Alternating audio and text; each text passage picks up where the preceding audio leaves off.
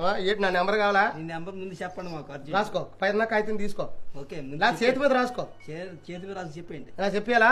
98 66 26 25 మయాన్నేడు శవర్ణ 3. Phone number రాసుకోవా? నెంబర్ అదే. పాట పాడినాడు చెప్పేస్తే ఎలా రాసుకుంటాడు? వీరుగా చెప్పు. మయాన్న శవర్ణ అన్న మాట తప్ప ఇంకేం అర్థం లేదు నాకు. 98 66 26 25 మయాన్నేడు శవర్ణ 3. రెండేసి మొక్కలు చెప్పు. రాసుకోవయ్యా, రెండే చెప్తాను. రాసుకో. 98 ఓకే 66 అటు చూడు రాసుకో. చెప్పు నెంబర్ తేడా తప్పుకోను. 26 ఓకే 25 మయాన్నేడు శవర్ణ 3. అలా చెప్పకూడదు. 57 53 అని చెప్పాలి. ఫోన్ నెంబర్ ఎవరిదా? నీదే. నాకు నచ్చినట్టు చెప్తాను, నీకు నచ్చితే రాసుకో, లేత మాని. అంత పొగరమాని ఫైరాజ్కి ఫోన్ చేస్తున్నాడు. మా ఇల్లు గారిపోయి నేను ఎడుతుంటే నాతోటి మీరేడుతాను. నువ్వు ఏడుస్తున్నావా? ఫైరాజ్కి ఫోన్ చేస్తానండు.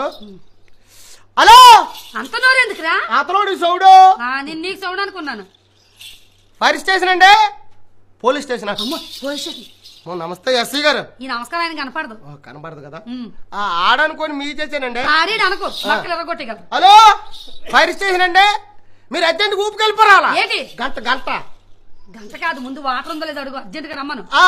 నాది కాలిపోతుందా? ఏది ఇల్లు? ఏ ఊరు కాలిపోతున్నా చెప్పు. మా ఊరు కాలిపోతుంది, మీరు అర్జెంట్ గా ఊపికెళ్ళిపో. ఏ బ్యాలెన్స్ అయిపోయింది అట్టేంది బాబు. పోలే కాదు, ఊపుకురండి అంటున్నా. ఏ టోపాలా ఇలా ఫోన్ చేసేసరికి గనగన గనగన గనగన గనగన గనగన గనగన గనగన గనగన గనగన గనగన గంట ఊపుకుంటూ గంటలారు వచ్చేసింది. గనగన గంట మోగడం బానే ఉంది కానీ ఆ గంట మోగే ప్లేసే బాగలేదు. గంట ఎక్కడే ఉంటది, ఎక్కడ ఉంటది? పైన ఉంటది. అవును, మరి నువ్వు ఎక్కడ ఊపుతున్నావు? గంట పైన ఉంటది. ఈ వెనకాల ఉన్న లారీ వెనకాల 2 ఫైర్ స్టేషన్ వాళ్ళు ఉంటారు పోలీసులు. అలాగే గంట అందుతుందా? అందదు. మరి అది ఊపాలంటే గంటకు తాడు కట్టి ఇలా తీసుకొచ్చి ఆ తాడు ఇక్కడ ఎడతారు. ఈ తాడు ఊపితే అక్కడ గంట ఊగుతుంది. ఇంకెక్కడ ప్లేస్ లాగా అక్కడ ఎడతారా? గంట ఊపుకుంటూ గంటలారు వచ్చేసింది. వచ్చేసరికి ఏ ఇల్లు కాలుతుందో? మా ఇల్లు కాలుతుంది. మా ఇల్లు పట్టుకుని వార్పిస్తున్నారు వాళ్ళు. మీ ఇల్లు కాలుతుంది కాబట్టి ఆరుతున్నారు. అలా కుదరదు. మీరు అలా కాకండి. నేను ప్రెసిడెంట్ అని నా ఇల్లు కాలుతుందని నా ఇల్లు ఆర్పిస్తున్నారు. మీరు ఇక్కడ ప్రెసిడెంట్ అయినా ఒకటే, ప్రజలైనా ఒకటే, అంతా సమానమే. నా ఇల్లు పోతే పోనే, నాకు ప్రజలే ముఖ్యం. ముందల్లా కొస నుంచి కాలుకొచ్చింది, అక్కడి నుంచి ఆర్పుకొచ్చామన్నాడు.